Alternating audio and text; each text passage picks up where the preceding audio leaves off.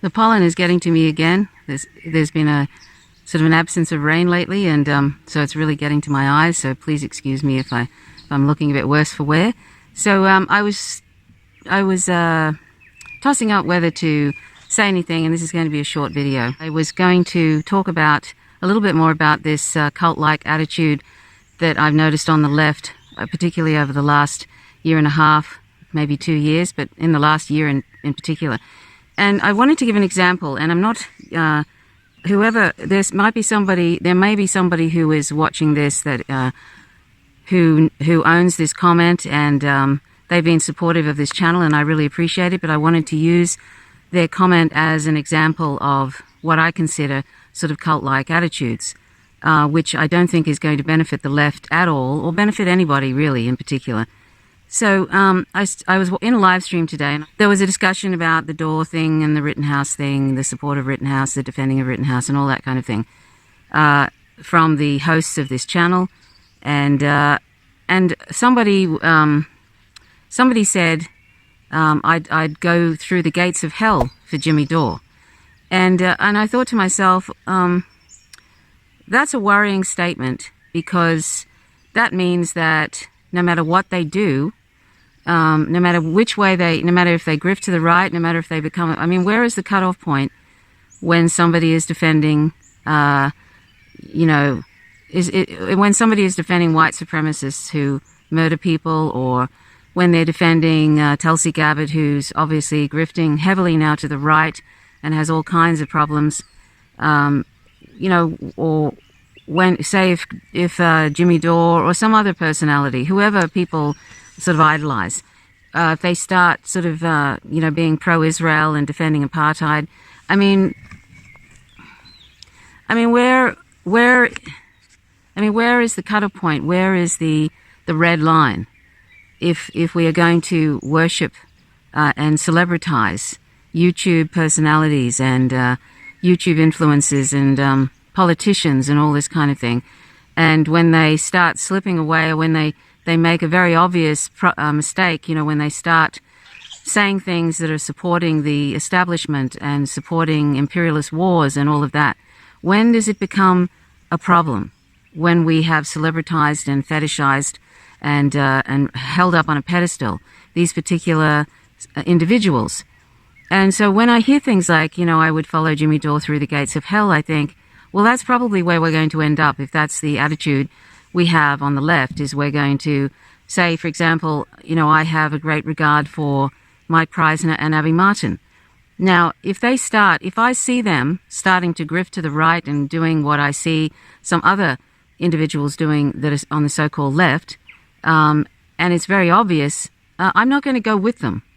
I absolutely, I think Abby Martin is fantastic as a person and as a journalist. I think she's the real deal, and Mike Preisner as well. But if I saw them, if they started doing something, I'm sure they wouldn't want me to follow them either. If they, of course, if they're doing it, they probably want people to follow them. But I mean, I'm sure that, it's not something that we should be, just because we have a great regard for someone, doesn't matter how nice I'm sure that, for example, Tulsi Gabbard is probably a very nice person. If you met her at some sort of a gathering, an outdoor gathering, she's probably really nice. There are probably a whole lot of people that really like Tulsi Gabbard, and yet she's putting out fascistic talking points on Twitter, and it's getting more and more scary as the months go by. And by the time there's probably 2022, she's going to probably announce her presidential run for 2024 or somewhere, or she's already started it basically, but I think she's going to be running again. And she's already started her presidential campaign. So she's already looking at, heavily grifting to the right. She's already doing that and hoping that, because the left didn't work out for her, the leftist talking points, so now she's trying something different. But I think those positions were always there, the Islamophobia, the transphobia, this imperialist, she loves the drones and all this kind of stuff, and pro-Israel. All those things were there. It's just that people ignored the pro-Israel stuff. They ignored how much she loves the military, because she happened to be pretty, I think, was the bottom line. I'm sorry to say that, but I think people are embarrassed to admit that to themselves. But those people that were standing Tulsi Gabbard for all that time, part of it, I think if she didn't look the way she did, I don't know if they would have been so absolutely enamored with her. This is the ridiculousness of it. And all this aloha stuff, but really underneath it all, she's actually against minority groups organizing. She's actually put that out there already. She sort of wants everybody to hold hands and pretend like there's no minority groups that are being oppressed, and she's against sort of any sort of political correctness, because she's got all those discriminations underneath it all. So if, say, for example, the person who said, I'd follow Jimmy Dore through the gates of hell, and because they had met Jimmy Dore at some gathering, and they'd also met a couple of other people who've been grifting, I feel anyway, who are also YouTube influencers. They had met them at an outdoor gathering a few times and said they were lovely people. Well, you can be a lovely person, you can appear to people as being a nice person, but you can have really, really bad takes on things, bad positions. I mean, I've known a number of people who appear to be or seem to be very nice people, but they've got some really racist stuff going on there. And it's not something that I admire in them, and it's something that I think is very problematic, because all these discriminations lead to violence, including speciesism, and where most of us aren't vegan and we're participating in tremendous violence, but all these different discriminations lead to violence. So it's no small potatoes for someone to hold racist or Islamophobic or transphobic or homophobic views, and it all adds up to eventual violence. And the more we entertain bigotry, and the more we entertain these right-leaning or right-wing talking points, the more we're going to be corrupted on the left, and the more normalized it all is. And eventually, like with bigotry that's entertained in society, you end up getting violence. That's what it ends up happening. So I don't think it's any small thing to give people a pass over and over again, particularly when they're defending somebody that I think, Rittenhouse. I have a problem when people are defending individuals who go around murdering protesters, and seen with the Proud Boys doing white supremacist symbols and all that kind of stuff, and is said on tapes beforehand that they were going to, they wish they had their AR-15 when they saw people looting some shop, that kind of thing. When I see when I see people defending without context an individual who is obviously a white supremacist and who is very happy to be a cop, even though he's not a cop, very happy to go around killing people, and he got away with it, that is a problem to me. And it should be a problem to anybody on the left. And it should be a problem to see people who in sort of high-profile YouTube channels or whatever defending somebody and not bringing in context. It's not okay to me. And, and I don't know why this seems like a no-brainer to me, but apparently it's not. It's not a no-brainer to other people, to some other people. And I could list a whole bunch of things about when, Jimmy Dore was defending Tulsi Gabbard and kept pretending like he'd forgotten to ask her about Palestine, when I know damn well that he's been asked numerous times to please ask her about her position on Palestinians and apartheid Israel, and and they haven't. And then he would make excuses, I forgot. I'm sorry, I don't believe that. Jimmy Dore's also ignoring all the awful things she's been saying on Twitter in the last few months, and that makes me think that eventually he's going to be promoting her in some ways again when she runs for president. He wants access to her. He knows that if he criticizes her, she's not going to come on his program. All that kind of shit. I'm sorry, I don't admire that kind of thing. I don't admire it when people are doing this access journalism stuff, even though he's not a journalist.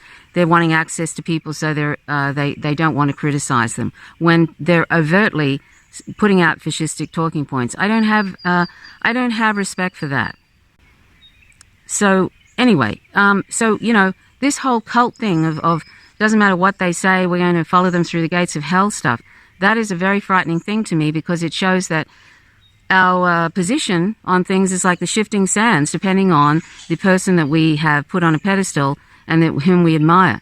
That means that we are going to, our politics are going to get more and more sort of distorted, and right-wing talking points are going to get more normalized depending on what that person, whom we admire, what that person does. If we don't do critical thinking about what people are saying, and I mean everything that's put out in front of me, I try and, no matter who's putting it out to me, no matter how much I trust them, I always think it through first. I don't just blanketly swallow everything that is said. For example, I have a sort of an admiration for Danny Haiphong, but I find some of his statements about Tibet and China are very problematic. Like one day he put out a tweet saying that what was it?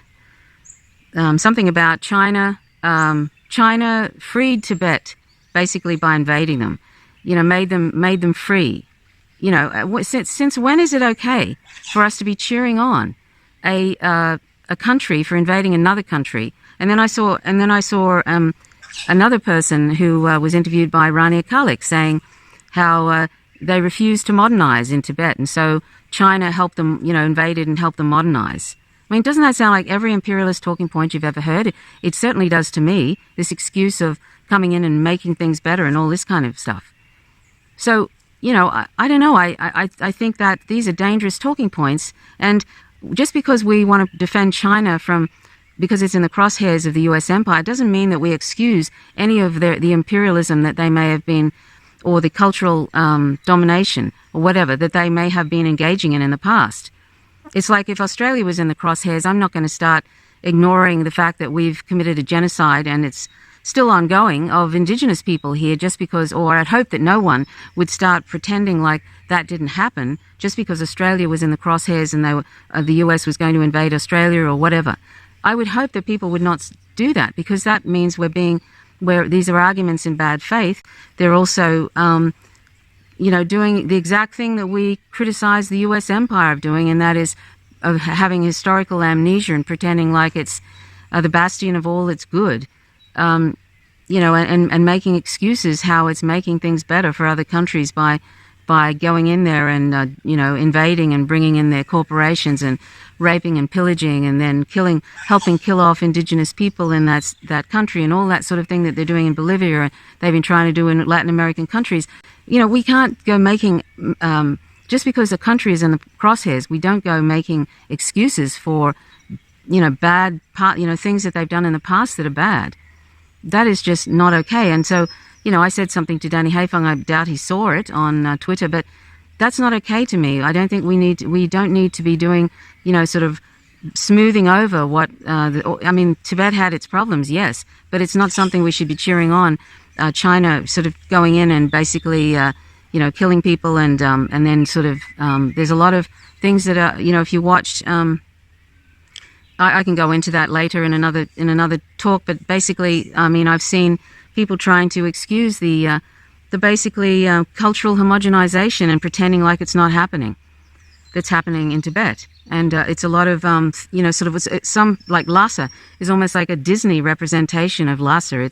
It's not good, and people are saying, oh look, the Tibetans have got their own traditions. Look at Lhasa. Well, to me, when I see the representations of Lhasa now, it looks like some sort of a Disney welcome to Tibet world kind of thing. I'm sorry.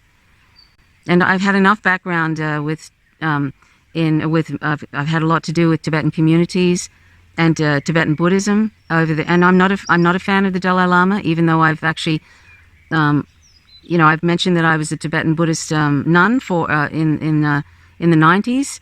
And I was actually ordained by the Dalai Lama, but that doesn't mean, but I actually disagree with a lot that the Dalai Lama has said in recent times about refugees, and there's other things as well. And I'm aware that he, in retrospect, I became aware, he had dealings with the CIA and all that kind of thing. But that doesn't mean that I'm going to, and my past and my association with that doesn't mean that I'm going to, one, be all on side with Tibetans or those that are in exile and just ignore what's been going on. And I'm also not going to be all on side with China, because China is in the crosshairs of the US empire. I'm going to have a balance, that we can have a nuanced approach where we can have problems with different, we can have problems with both sides, but we can see what's happening.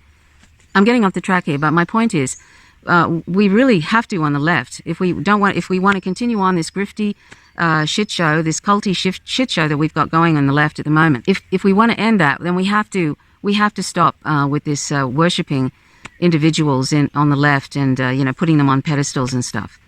We really do. I don't know why people are rushing to do this.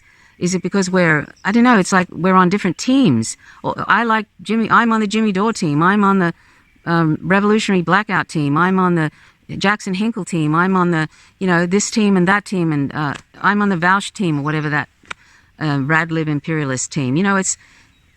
It's so messed up. And we've got to stop. We've got to stop this. And this whole thing about mushing the right and the left together when the right has completely different outcomes to the left. They're not interested in equality for all. They're interested in their own interests, and they have no interest in minority groups, and they have no interest even in ending. They have no interest in minority groups in the left. They don't. At best they have no interest, and at worst they'd like to see people dead. So we've got to stop, sort of thinking that this strange idea of that we can mush these two things together and that we'll get the same outcome. It's not going to work. Anyway, that's all I wanted to say. And my apologies to that person who watches this channel. I care about you. I wanted to use your comment to make this point. I'm sorry if that offends you, but I just feel like I could list a whole bunch of things as to why we shouldn't follow anybody into the gates of hell. I mean, I don't believe in hell for one thing, but if you're going to use that analogy, hell, I think, is people's mental state, basically, and also, what we're creating around us. But I don't actually believe in some sort of realm of hell.